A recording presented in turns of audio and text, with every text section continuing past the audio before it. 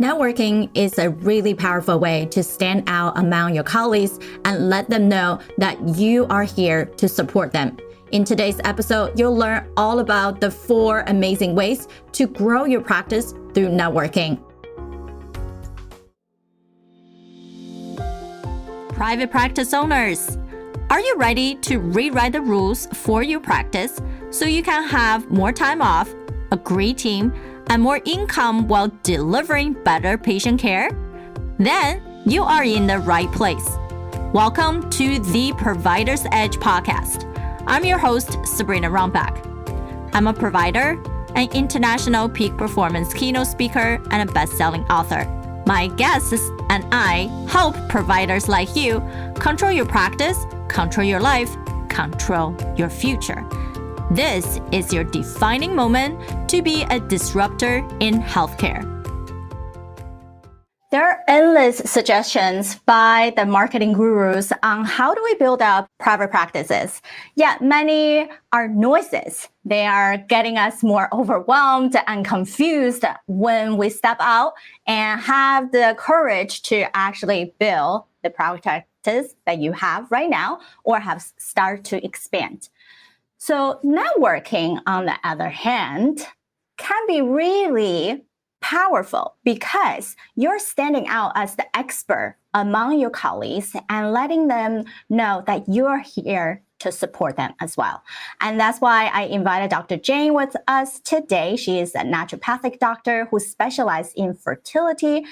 And she has been on a mission to empower high-achieving women through her fertility, pregnancy, and postpartum journeys. And in her 6+ years in this industry, Dr. Jane has helped hundreds of couples to optimize their health and prepare their body for pregnancy, which allow them to get pregnant naturally, have complication-free pregnancies, and give birth to healthy babies, and learn how she actually consistently building her practice and what her strategies are through networking. So please listen, subscribe, comment below, and we're excited for Dr. Jane to be here with us. Hello, Dr. Jane. Hi, Sabrina. Thank you so much for having me and for that introduction. Yeah, I'm so glad to be in this space and to feature our practitioners just like you and to learn about your reasons of getting into this field, some of the big wins that you actually gain from it, and then something. I'll tell you a little bit about just how I got into this field. And I loved your introduction on the burnout of practitioners and not knowing where to start and, feeling like there is this endless game. So I recently switched into a fully virtual practice, and that was really timed with having my second child and feeling like I didn't want to go back to clinic. I didn't want to go back to the runaround, and I wanted to create a lifestyle where I could spend more time with my kids and not be worried about filling up or driving or commuting or whatever, and really being able to travel and take my practice with me if I needed to. And when I do, right? So, because life comes up. As it goes to me jumping into the fertility space, I started out, so I'm a naturopathic doctor, and I just kind of started out as when you first graduate, that's the first thing you do is you're just going to see everybody and anybody because you're just excited to start practicing the thing that you've been learning for the last 8 to 10 years. And so that's where I started. And then I slowly started to get some business trainings and business ideas. My husband and I own a CrossFit gym. So we did some mentorship, and I started to kind of apply that to my practice to realize, hey, what do I want to do? How do I want to practice? Because the first couple of years fresh out of practice, you're just going to do, and it doesn't really matter what you hear and what you're told. I think it's just the natural journey that you have to go through, which is just see everybody and anybody and see what you like. The caveat to that is you want to make sure that you're actually paying attention to what kind of patient do I like seeing and what kind of patient really drains me. What kind of patient do I love doing research for? And what kind of patient am I like, this case, I don't know what's going on. You're just kind of trying to help them because you have a good heart. And that's why you probably got into the healthcare field in the first place, is because you want to help people. but it doesn't mean you're going to be able to help everybody. And so that's really important to start to differentiate. So for me, for fertility journey, I kind of started to have these patients coming in because I worked at the CrossFit gym that we own. And I did some talks and I talked about how, training with your menstrual cycle and hormones. And I got a bunch of patients from that. But a bunch of those patients were like, hey, I'm looking to get pregnant soon. And my hormones are all over the place. My cycle is really heavy, or I have all these digestive issues. My skin is breaking out, whatever it was. Do you think that's going to impact it? And I already had my firstborn at that time. And my first pregnancy, just threw me in for a loop. I had no idea how hard it is on the body and how uncomfortable I was. And now I was a naturopath, I was an athlete. I took care of myself. And so when I got pregnant, I thought, whatever, it's just the next thing I'm going to do. And it just wasn't the case. And my labor was awful. And not my labor, but just my delivery. And I felt really out of control. So in the back of my head, I already knew that, hey, I want to see if I could do this better, and not as a competitive person, but just as there's got to be a better way. There's no way women have to be so sick and so tired and sacrifice so much to have a child. And don't get me wrong, it's a huge sacrifice, but I just felt like there was room for improvement. And so when I got a bunch of these women who basically wanted to improve their health before getting pregnant, that was the first seed that planted. I had a family member who struggled with fertility. That was the next seed. And, and I helped her. And I really enjoyed those patients because they were very, very compliant. They were very driven. They were motivated. They would do right. The compliancy is one of the hardest things for most of us alternative healthcare providers, where you're telling people that you can't eat this and you shouldn't go do right. They're having a hard time. So I like that. And then I had, I prepared my body for second pregnancy, and then I had a miscarriage. And that miscarriage opened up a whole different world to me because I already started to share my journey on Instagram, and we'll talk about the networking of it later. And as I shared my story with my miscarriage, I realized how many women were in this space who didn't have the support, who didn't have the knowledge, who didn't have the education that I did, and how much pain and suffering they went through without having any guidance. And so that's when I really started to say, hey, I think opportunity in a sense that there's a lot of need here.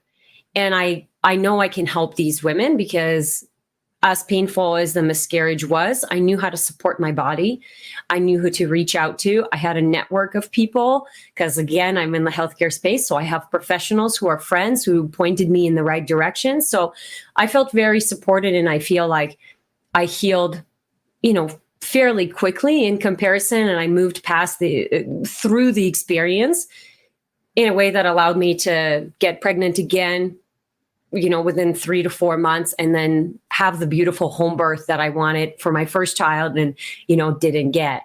And that's what really brought me into the fertility space. It's my own story, and asking the question when I was growing my practice of who do I really like to help with? And what kind of research do I really like? What's fascinating for me? Because now I find I have to pull myself away from work because I'm so I love what I'm doing, and there isn't that burnout because you love what you're doing. And if as soon as I notice the burnout, then I'm like, is this a patient that's my ideal patient? Or is this, is this someone, can someone help this person better, essentially? So the energy exchange is always positive. I know that was a rant. I'm sorry. This is, I think you brought up some really good point, is that when we fresh out, it seems like make us unique is we can do everything. I was just talking to a friend, really a client, who are trying to build up a direct primary care with IV infusion, with the wellness parts, light therapy. My question to her is, what's make you unique? Oh, what make me unique is I can see everybody. I'm unique because I have every tool and resource. But then the question is, if you can do everything, then nothing is connected to the specific people that you wanted to bring in.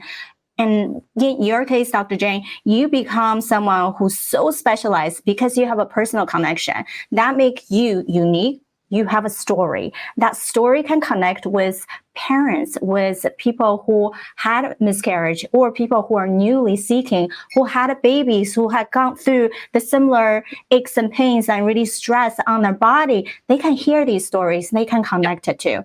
And then you can say, I am the expert in this field. So your strategy in reaching out these people are so much more easier now, instead of talking to 10 different profiling of 10 different problems you can solve. So I think this is a really crucial thing when we're thinking about your practice. Even in medicine, we have our subspecialty, right? Like the podiatrist, the cardiologist, the endocrine, and even within those, cardiology, for example, since I do heart surgery, now some people only do heart failure. Some people do interventional.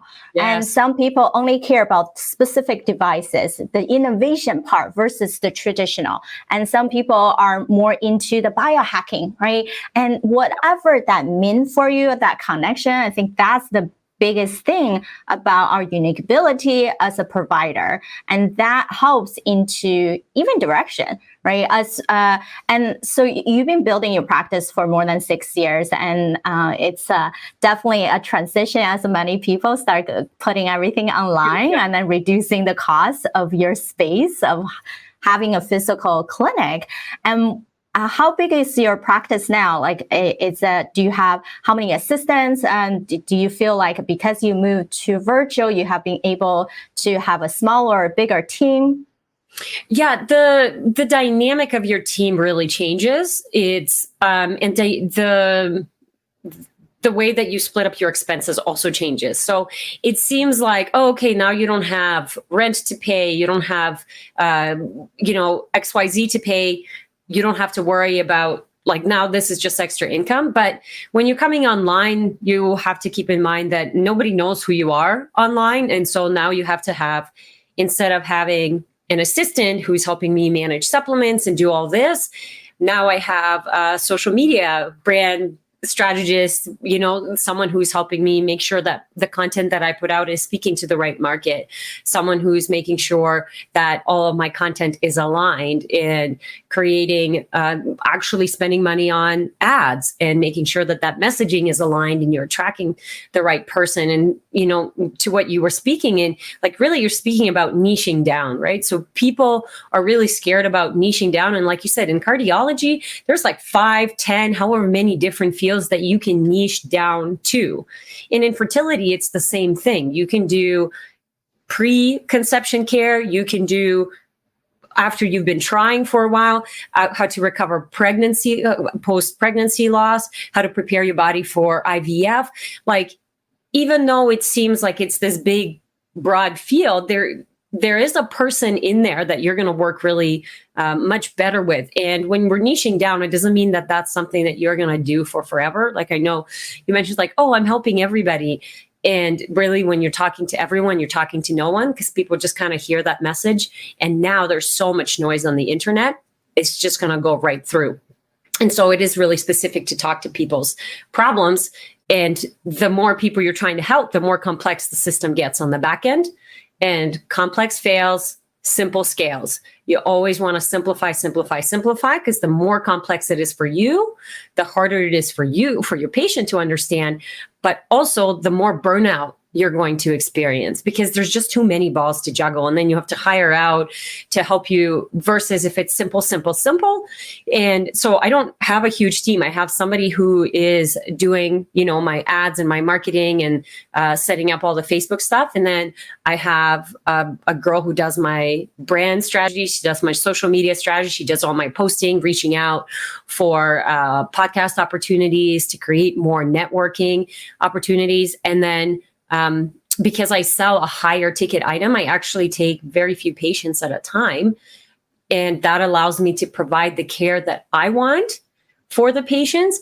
And then, I put out a lot of content. I have a DIY program that I've created for those people who are just kind of looking to dabble, right? They're just like, oh, I wonder what this is about, versus like, no, I'm really ready to change my life. Because as I worked with many patients, the ones that I help get the biggest results are the ones that I'm working very closely with for a shorter period of time, one-on-one, because I can make profound changes fairly quickly. And, instead of saying like, oh, naturopathic medicine didn't work. And it's like, what didn't work? Was there a diagnosis missing? And so that's kind of the path that I chose. So to answer your question very with a long-winded answer here is that I don't have a huge team, but the team just changed.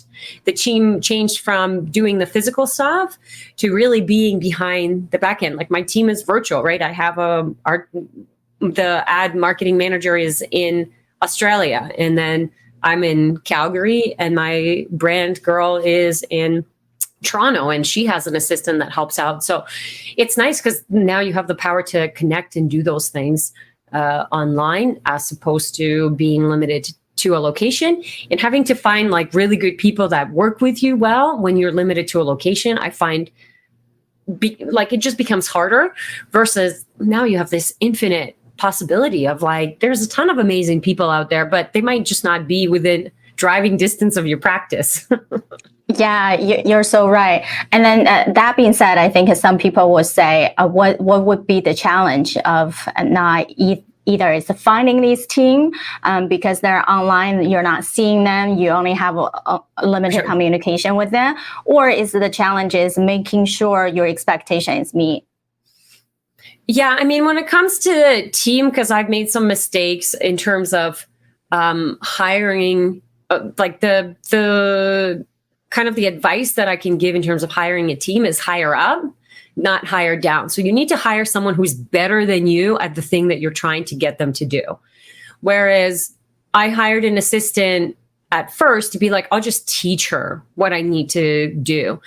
And you spend so much time teaching and integrating. And if it's not their natural skill, like if it's not a natural skill set for them, you're literally just paying money for somebody to learn that skill. As a private practice owner, trying to juggle it all can be difficult. So what needs to be done? Well, the answer is pretty simple. You hire people who are experts in the field. In other words, always hire up and not down. Hire someone who is an expert at what they do will not only save you time, but also money in the long run. The amount of time you spend training staff and paying them will not be as beneficial as hiring someone who's already the best at what they do and paying them a little more. Additionally, you should always have a probation period for new hires to make sure that you are the right fit for each other. Qualified individuals will help you and your practice grow.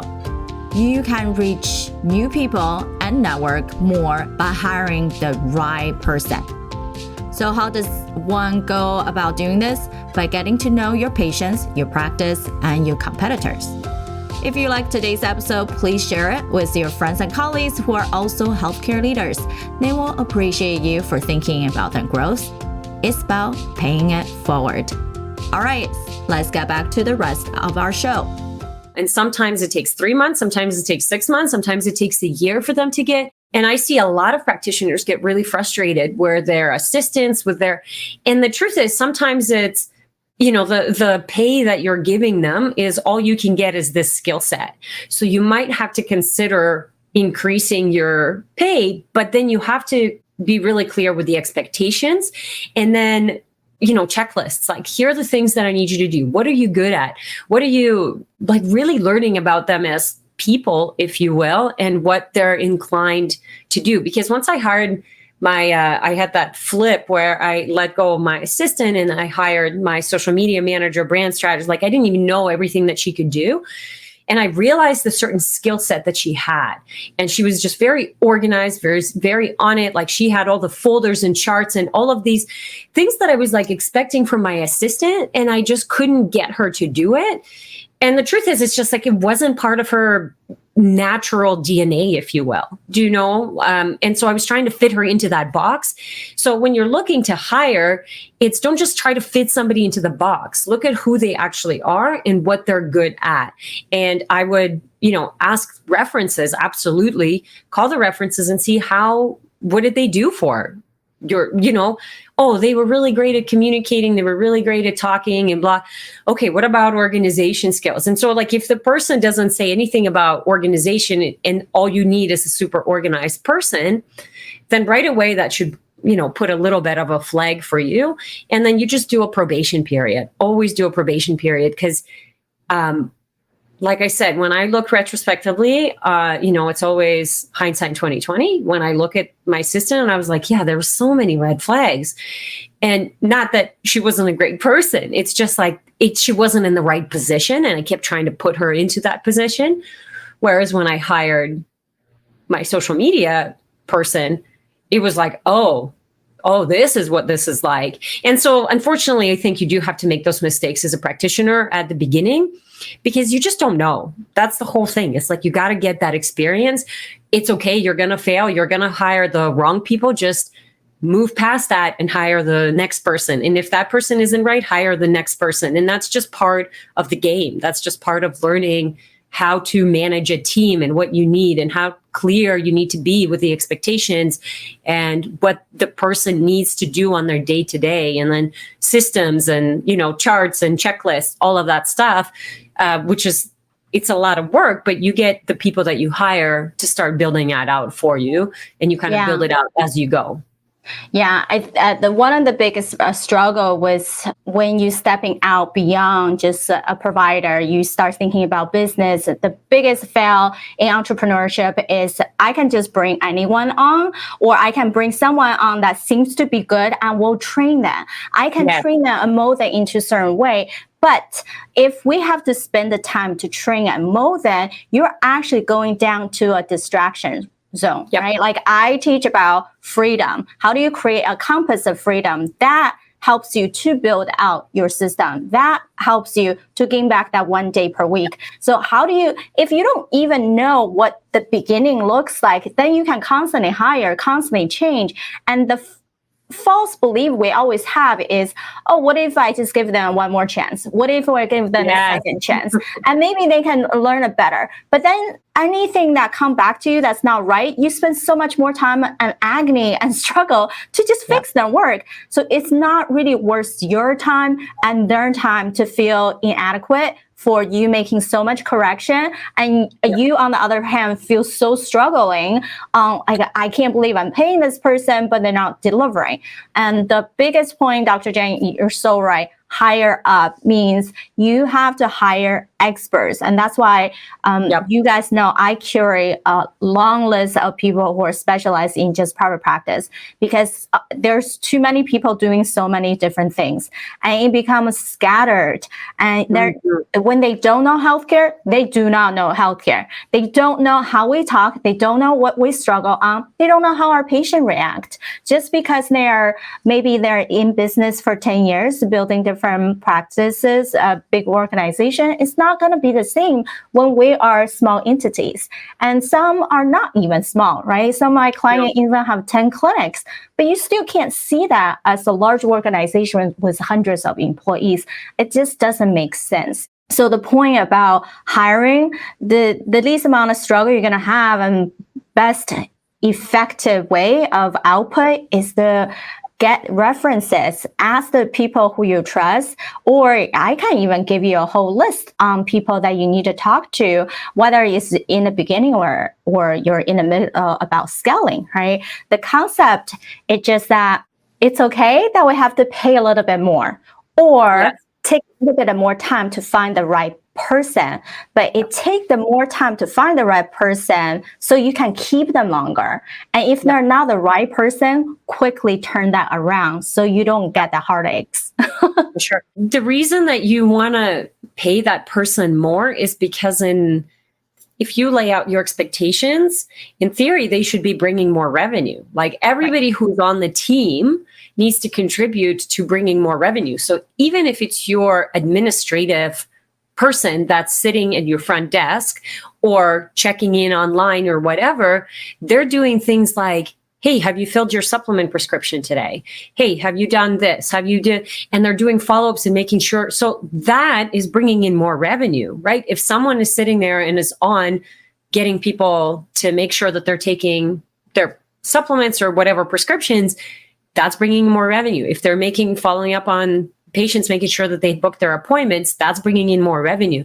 So if everybody feels like they're contributing and you see how much they're contributing, like KPIs, the key performance indicators, and you put people in those boxes and they know the numbers they need to hit, and then that is how they just, get their salary. Then it's very clear, right? It's very, very clear. And like you said, it's always, you want to hire up because those people are going to bring your business way higher up than you could ever do. And for practitioners, like, the thought that came to mind when you were talking is, because I have some friends who are just starting to get into the business side of things, and we've been practicing for the same time. And my question to them is, do you want to be a business owner or do you just want to be a practitioner? Yes. Because that's really the question that you need to answer before you embark on this business journey. Because a business journey is like a whole other degree that you never got. And now you have to seek mentorship and you have to seek additional resources beyond what you have learned in school. And most of us, like naturopaths, we got so little business training that we kind of also got a cap put on us to be like, hey, if you make this much money, you should be set. If you have a practice and you're running this much, great. You'll maybe take a third of that and you should be happy with it. And it's like, yeah, but let's change that up. Let's not just put us in a little box and say that's all you could ever do. Saying that, though, I've done the technician role and I've done the business owner role, and they're very, very different. And how I split my days, it's like, here's my technician role day, whereas I'm providing the service, and here's my business head days. And if that's what you want to do and you're ready to embark on that journey, then, seek the help and do. But if you don't, then I really wouldn't. Like, I wouldn't try to. Now, I realize that practitioners listening to this are business owners oriented, but it's still a question that I would ask yourself all the time, because it's a lot of work, right? And right. You will lose money, but there's also a lot of great opportunity to make more money and to create more freedom, but it's not free, right? You have to work for it and you have to figure it out, all that jazz. Right. And what you talked about really is from the book E-Myth. So for anybody who hasn't read that, definitely it's a good read, whether you already started your practice or you're just starting. Because at the end of the day, we have to think bigger. There's just quickly, the E-Myth means the technician, the manager, the entrepreneur, right? The bigger picture person who can see beyond what's happening right now. The manager keeps status quo, make things happen. And the technicians who are in the ground doing the work. So majority of time when we come out and when we're having any patient interaction, that's the technician part, right? That's the thing that we are trained for years after years on how to deliver, how to solve problems. But the manager's part, you really should hire someone who make everything happen for you. So then you can step away from your practice and things can still run on itself. And we don't feel like we're slaved by attached to that practice versus your entrepreneurial head is that bigger picture. Where do you want things to go? How much is right for you? What's the revenue for the monthly, yearly? How else would you be interested to do, whether speaking, research, or community involvement to make you feel good about everything that you're serving on a larger scale? So that also being said, have you found did something happen to you where then you realize, oh, networking is the right way instead of all the other things I was doing? What was that back in your day when you discovered networking? Yeah, I mean, honestly, I've always been I can make friends with a wall is the best way that I can describe myself, whereas my husband likes to be the wall and be left alone. So that's how we found him. I found a wall I like. But no, so I always really liked communicating and connection. It's been a strong suit. Like, I've coached gymnastics, I've coached CrossFit. We own a CrossFit gym, which is really community based. And when I started to practice, the way that I grew my practice that was inside the CrossFit gym is like, I would coach and I would just talk to people and then I would bring them in and then I would do some talks. When I stepped into online, for whatever reason, I thought it would just be different. And I don't know why. I thought it's like you just had to make content and people would come. And you would just continue to make really good content and people will notice you. or you have to spend a bunch of money on ads, right? But then you don't realize how much money you actually have to spend on ads and for how long, because there's just so much noise on the internet now that basically you have to just constantly put out content and information and then put some money behind it so people will just even see your stuff. And I've done lots of different social media courses, if you will, and they always talk about networking, but I didn't it was only recently that I was like, oh, I just need to go out and reach out to people and tell them about me who are in the same space, non-competitive. So I'm not talking to people who are also specializing in fertility. Not to say that we can collaborate, but they're not going to promote my products and I'm not going to promote theirs because there's too much competition. But somebody who is in an autoimmune space or digestive space, digestive issues, or even some hormone imbalances, anything, you never know what stage you're going to land or when someone is going to need your help. And when you have developed a relationship with a practitioner, then those referrals are patients that are going to they're going to be so much better than anyone that you find online. And they're going to be a lot lower cost. Now, the cost that it is time. It's your time to build the connection in the network and the authority in the space, if you will. References help you go a long way in the healthcare industry. People usually go to a specialist through referrals. That means you need to network outside of your field. Networking also is not just about talking with others and sharing about what you do, but building that relationship. This is why networking is a crucial part of growing your practice and how most private practice owners can grow through referrals. Make sure to always be social in the healthcare space and look toward making connections. For example, the CME conference event that you went to, how many people have you spoke to get to know them? And at the end, ask how you can support them.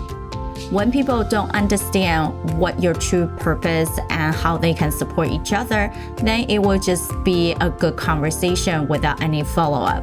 First, focus on developing a relationship with practitioners from different niches. Then you can support each other when your patients are needing the help from those other specialties. Then maintain that relationship in order to grow, which can be different ways of checking in, sending cards, having additional conversations. But like I said, it recently clicked for me that I need to jump on podcasts. I need to reach out to practitioners. I need to do, the same thing that I did for my brick and mortar. And, I still have some brick and mortar connections, and I just told them that I switched virtually. And like I said, those referrals are those patients, not even referrals, but those patients tend to be my long-term patients. They see the best results. I click with them immediately. And I truly enjoy working with them as opposed to having more of a qualifying process, right? Because the internet is a big, scary place and you can get a lot of different people that you're not necessarily going to be, fit to work with. So you have to have a qualifying process and learn through that. But networking is always the way. It's just I don't even really know what else to say about it. It's just hey, when you have a problem, what's the first thing you do? You usually message somebody and say, hey, do you have a guy or a gal who does this, right? I message my friends to this day and be like, hey, do you have a good massage therapist in this area? Do you have a good physio? Do you have a good whatever? And that right away, if it's a friend I trust, which obviously that's the person that I'm trusting, right away I'm like, okay, book me in. I don't even need to do all the other stuff and I don't bother doing, versus if someone says no, I don't, because that's still my first step. My first step is still to ask somebody if they know somebody that can help me. So if I have a problem, hey, who do you have? And then the next step is to Google, and then you're looking for reviews, right? You're looking, testimonials, which is basically the same thing, but just from people you don't know. And so now you have to look through more reviews and you have to, do more research. Now you're a little bit more hesitant. You got to jump on a call. You have to follow the person for a while, see what kind of content they have put out, see if you like them. So that process of nurturing is a lot longer than when you just have somebody who's you're referred. So, I'm not sure if that's the same experience as you, but that's exactly what I think of when I need someone. I message my friends and I ask them, hey, who do you have? Right. And then my last book that I published was just on this topic. How do we really become a magnet of talent? That goes both from collaborating partners, other practitioners that we wanted to be in our network, the people that want to help us to grow, Yes. To join our team. And as the beginning of the show, we talked about how do you hire or how do you try them out, how to give that time. And those are all different skills that we have to have and to build this up. And then through networking, and networking has different skills, right? Like I broke them down by how do you listen? How do you ask questions? How do you evaluate? Yes. How do you even think about the personality to fit you what you need? And Dr. Jane, you even mentioned what is their natural talent, right? Like we have to have these specific way to ask them questions to bring that thing out of them. So then we can put them into different subspecialty or areas per se that we need them to do the job that they're already good at, and that fits into the puzzles that we need for our practice to grow. So anything else at this point that you feel like, oh, I wish this part of my practice can be more efficient? I mean, everything at this point. I do feel, because I switched not even a year ago yet. So there is a lot of system developing. There is a lot of me having to do the stuff before I can delegate it off and create a system around it. And there's a lot of kind of balancing. And I can see the system though, like I can see what I need to do when I'm getting mentorship. So I know what needs to happen. But I would say there's a really great podcast by Alex Hormozi. If you guys don't know him, he's a fantastic salesman. He has a book called $100 Million Offer. I would highly recommend it, but he has a great podcast that's called Working at High Altitude. And basically, and he's a workhorse. So he really tells people to stop complaining and start working. Like that's really what it comes down to. And every time my husband and I get into oh, I wish I had more results or I wish more people. And it was like, well, what do you need? Oh, you want more followers, more likes? Guess what? You need to post more. You need to post more compelling content. You need to get people to raise your hands. You need to have ads, or you need to get more appointments in for sales. So there's always an answer, but basically working at high altitude, he talks about when you first start any skill, it's going to be really, really hard. And it feels like you're working at high altitude and you're going to be really tired and you're going to be inefficient and fumbling through the process. As you get better though, as you get used to working at high altitude, there's things that happen in your system, right? Your body gets used to being in high altitude and all of a sudden that's your norm. And that's the same with all these new skills that it might be overwhelming to hear that, oh, and I have to be a good communicator and I have to be a good leader and then a good practitioner. And then I have to have these systems in place.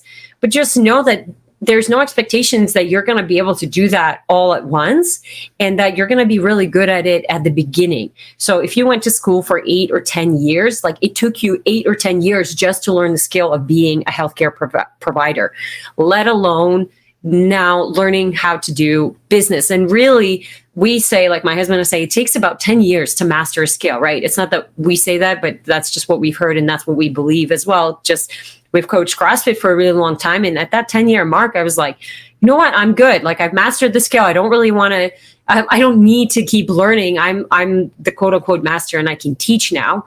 And this is the same with the school. Okay, you did this. And then now with business, it takes a long time. And so if you just kind of break your tasks up into these small manageable things and realize that you're just going to suck at it. And that's where I feel like I'm not at the bottom anymore, but I'm not anywhere close to the top, So I know the skills that I need to develop, and every day I'm just showing up and developing those skills so I can become more and more efficient at them. And it's like struggling through this high altitude, like, when am I going to get used to this? When am I going to get good at this? Right. Such a great point. I think even people who come to me is that how do I'm growing at a good place now, but I just feel like tapping out. How do I get to the next level? And some of the beginning part, yes. If people work harder. In the beginning part, yes, you do have to work hard and you can adapt to the same strategy. However, I don't even work with people who are just first year in, because you have to get used to the learning curve. And it's if you're in a place who are super on top, just like, no, that's fine, I will be more receptive. Instead, our natural tendency is like, I'll figure out, right? But if we're constantly in the I'll figure out round, you'll never grow as fast as you need it to be. So when someone who are able to get the right business strategist, get the marketing team, right? As you were saying, and then get the maybe SEO or maybe the customer service, whatever those little components in the beginning you need with your accounting, with your people to set those up. And then you can start seeing, oh, yes, all these are important. I'm not just me anymore. And then once I start learning all this, but how do I keep myself going in a steady way that I don't feel like I'm slave to my practice? Then we can talk about efficiency, right? Because a lot of people is like, I can't allow myself. Well, we do have to give ourselves the permission to say, it's fine. I have to learn it and trial error, and we'll figure out what works best for us. So I appreciate all this communication, your input from the fitness CrossFit world, your specific being able to niche down into fertility and how to do that, and the importance of reaching out, networking, really truly at the end of the day creating win-win situation, right? That's how people see you as an authority. So how can people find more about you if they wanted to refer patients to you for fertility, or just get in touch with you? Yeah, and I love what you said about create a win-win situation. Like, that's really what it's about. Because I've reached out to some practitioners and they were like, no, it's okay. Like, I don't have any fertility clients. And I'm like, exactly. That's why it works, because it's not that you have to have fertility clients, or if you specialize in cardiology, right, or digestive or health, it's not that you have to have. It's when you build this relationship and you have an email list that trusts and likes you, and someone comes in. So the way to connect, like, I have an affiliate program that's called Fertility 101. And this is I don't want to say this is the dabble program, but it's for someone who is just looking to prepare their body for pregnancy. So maybe you already started trying, but like, you haven't really started trying. It hasn't been this kind of long, torturous event yet, but really you're looking to prepare yourself and your partner, and you just want to learn more because there's a lot of information out there. And so I just sim it down. And that's an affiliate program. So if you have clients who you don't even know might be thinking about having kids, you set up an affiliation, and now you get a percentage from every sale that the program makes. And all you have to do is send out an email saying, hey, I've partnered up with this person. Look at this great program she has. Do you want to learn more? And if they say yes, you're like, great, here's more information. And obviously I provide that to you as the affiliate partnership. And then you just collect money from that. And if you and the win-win situation is your client wins because now they feel like you're really taking care of them. Again, I don't know about you, but if I'm at my physio and I'm like, oh, this thing is really bothering me, and he sends me to a really great chiro, I feel really taken care of. I'm still going to go back to my physio, but now I feel really well taken care of because he recommended someone else that is benefiting me. And so this is the same thing. So the patient wins, you win because now you have an extra stream of income that you don't have to do anything for, like I said, except send an email out and maybe bring it up if you're in clinic in person. Oh, are you guys ready to have kids soon? Like, I know this girl, she has this great program. It really, breaks down all the information you need to know to get pregnant, to optimize your chances. Is this something you'd be interested in? Right?